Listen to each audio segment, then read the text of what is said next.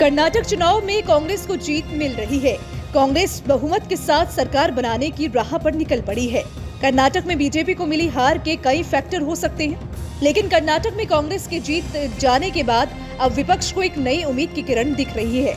इस जीत से विपक्ष के नेताओं में भी खुशी की लहर है। विपक्षी दल बीजेपी को घेरने की जद्दोजहद में लगे गए हैं।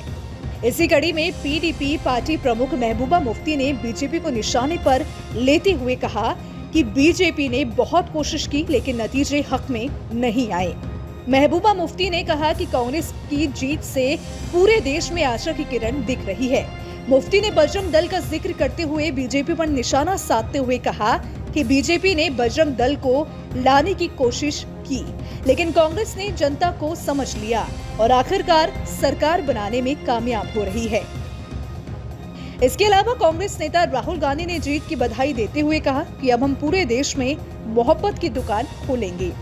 मोहब्बत इस देश को अच्छी लगती है। राहुल गांधी ने कहा कि कर्नाटक की जनता को, कार्यकर्ताओं को, नेताओं को और सभी नेताओं को जिन्होंने कर्नाटक में काम किया, उन्हें बधाई देता हूं।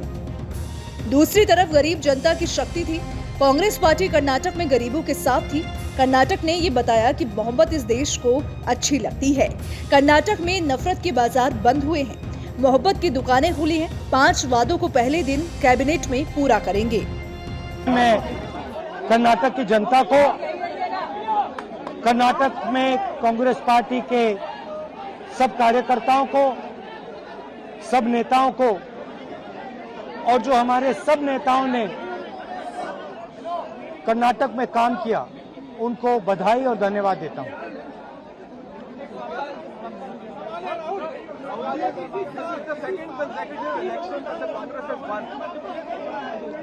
देखिए कर्नाटक के चुनाव में एक तरफ क्रोनी कैपिटलिस्ट की ताकत थी, दूसरी तरफ गरीब जनता की शक्ति थी और शक्ति ने ताकत को हरा दिया। और यही हर स्टेट में होगा। कांग्रेस पार्टी कर्नाटक में गरीबों के साथ खड़ी हुई। हम गरीबों के मुद्दों पर लड़े और मुझे सबसे अच्छी बात यह लगी कि हमने नफरत से, गलत शब्दों से ये लड़ाई नहीं लड़ी। हमने मोहब्बत से, प्यार से, दिल खोल के ये लड़ाई लड़ी और कर्नाटक की जनता ने हमें दिखाया कि ये देश मोहब्बत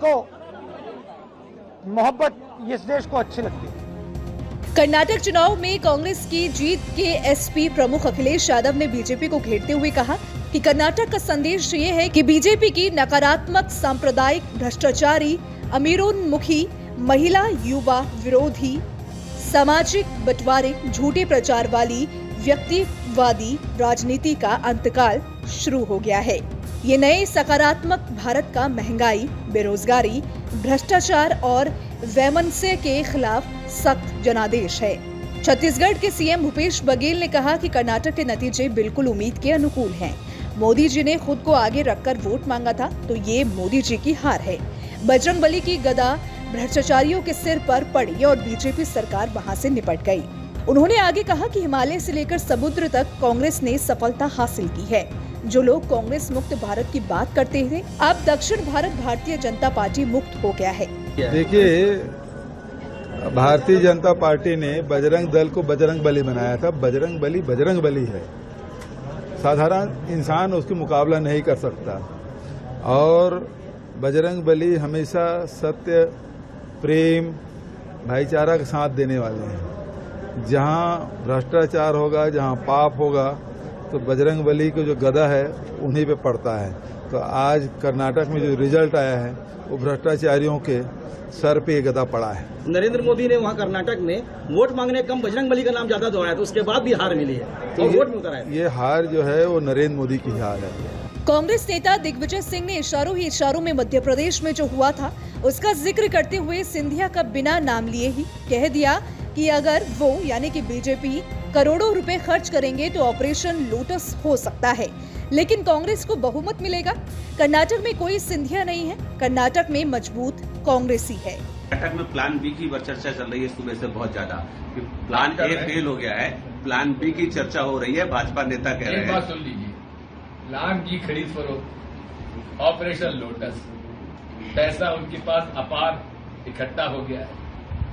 कई कॉर्पोरेट्स के हजारों करोड़ रुपए उनके पास है। कांग्रेस को कुछ वो आतंक है। 20,000 करोड़ जो इन्होंने अडानी जी ने लगाए हैं, जिनका की कोई पता नहीं है कहाँ का पैसा है, वो 20 करोड़ में से 1,000 करोड़ खर्च कर लेंगे तो लोटस हो सकता है, लेकिन इतने बहुमत मिलेगा।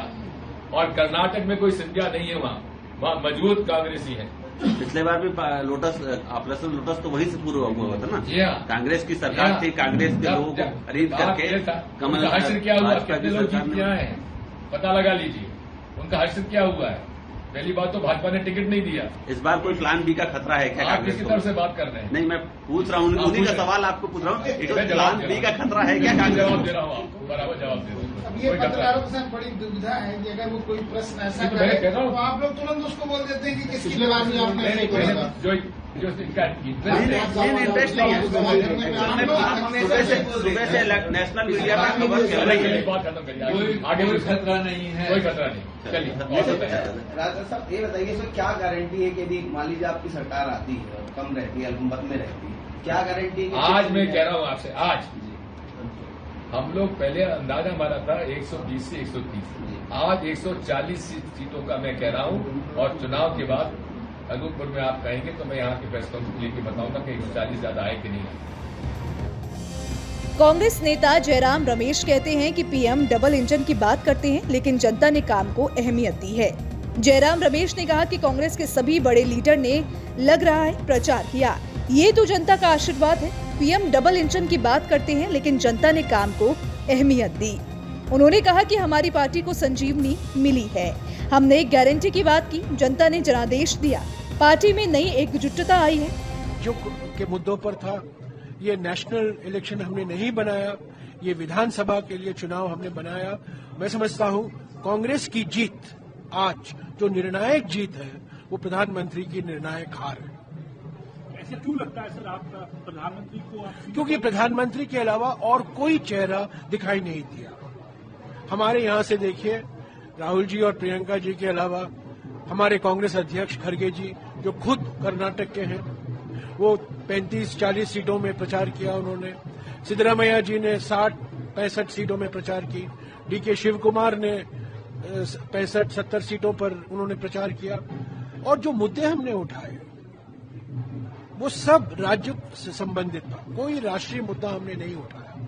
पर बीजेपी ने प्रधानमंत्री के लिए एक रेफरेंडम की तरह इन्होंने बना दिया अपना चुनाव प्रचार। नड्डा साहब ने कहा अगर आप कांग्रेस को वोट देंगे तो प्रधानमंत्री का आशीर्वाद नहीं होगा।